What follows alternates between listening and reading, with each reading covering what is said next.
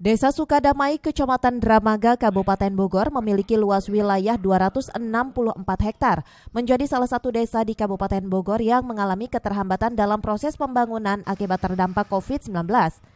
Akibatnya sejumlah anggaran dari pemerintah pusat dan pemerintah Kabupaten Bogor pun menjadi tidak turun ke desa ini, lantaran seluruh anggaran pembangunan pada tahun 2020 telah dialihkan untuk penanganan COVID-19 oleh pemerintah.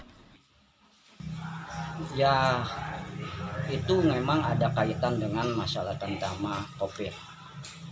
Karena di tahun 2020 itu memang sesudah andai katakan disusun di dalam perencanaan kami di 2020 ini untuk menuntaskan untuk masalah di infrastruktur.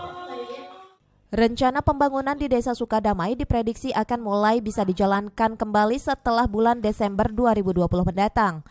Dari Dramaga, Kabupaten Bogor, Mandi Jojar melaporkan.